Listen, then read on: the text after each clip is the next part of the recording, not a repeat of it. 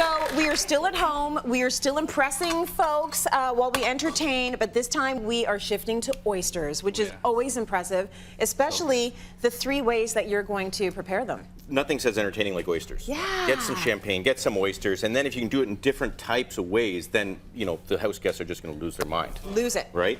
So today we're going to do 3 different ways. We're going to start off with the classic mignonette. Everyone kind of like gets nervous about that because it's mignonette and it sounds French and complicated. Yeah, what does that mean? But it's really Explain. quite simple. So basically I'm going to do a cucumber variation of one today. So I got baby cucumber diced up, shallots, dill. We're going to put white wine in. Okay. Grab the white wine vinegar there, Tracy. Throw that in. This is getting really simple now. Black pepper.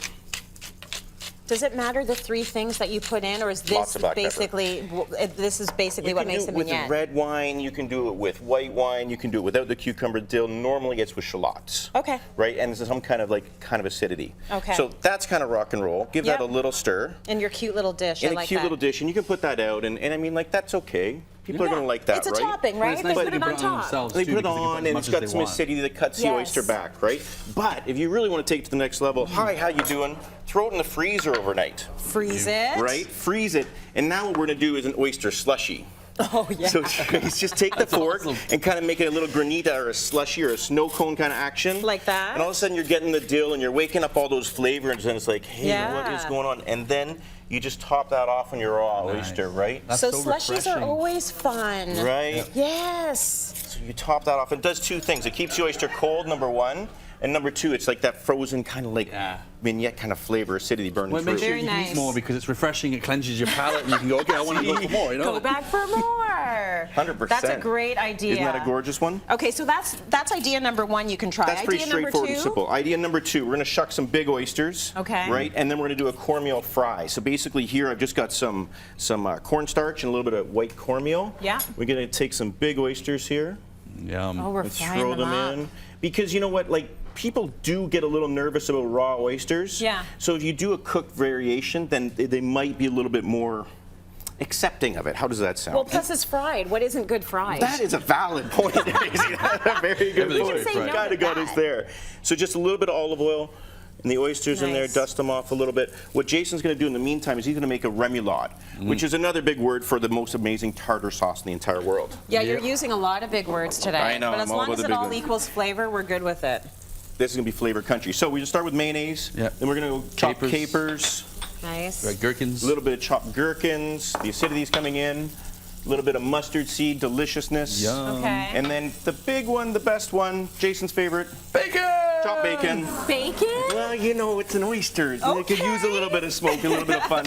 Little dill, half a lemon. You're going to toss that up, Nice. right? Someone the other day just asked me if we could do a whole hour on bacon. So Jason, he signed up. He's in. there's your 30 seconds of bacon in this 3 chefs. We always manage to bring it in there somehow. Maybe we'll work towards that. Okay, be careful. Well, Be careful. we're only going to see 1 recipe today. Well, no, it's been 2, hasn't it? The day's on. Yeah, We're it's almost been a there. We're couple. almost there. So I got a giant oyster here. This is a Malapec. You always want to stay Canadian. East Coast. This is gorgeous, healthy. You can always tell because the oyster's full. Yeah. Right? You're just going to drain a little bit of liquid, but you want to keep the liquid in. We're going to put it down on a salt bath. Now the salt's a little bit warm. I've got this on like a number 5. Yeah. You ready for this? I'm going to do a little bit, just a touch of garlic butter. Okay. Right? And then a little bit of Parmesan.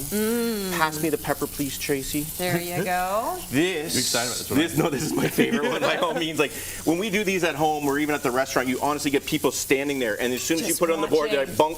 bunk, bunk, and you can never get ahead. So if you're entertaining at home, make sure you put at least an hour away for just like doing these oysters. A little bit of black pepper. Yeah. You let that sit for 4 or 5 minutes, and then as you can see, this one right here, the butter just kind of melts, and then the oyster's not necessarily cooked, maybe a little poached, but it's just like warm and delicious and velvety. And you just take it and Well, that salt's such a great conductor, right? I want to know about that salt bath. So the why thing did is, you give it a bath in salt? if you put it right in a pan, it's going to be too hot, it's going to burn, it's going to overcook them. They're gonna be, whereas with this, you put your pans on there, it's warm. Yes, right? okay. So it's like giving the oyster a nice big warm hug. Oh yeah, And so that is. the oven is actually like a little bit of a hard place where this is a little bit nice little warm hug. And Jason, Yeah. you know what, buddy? This is great. Oh, you give it. So There we basically, go. you've done it 3 ways We've done it here, 3 and ways ways with that the you fried wouldn't oyster. necessarily think of, like a poached in a salt bath. You've got the deep fried situation there, and then you have slushy oysters, which is great. All on our website, cityline.ca.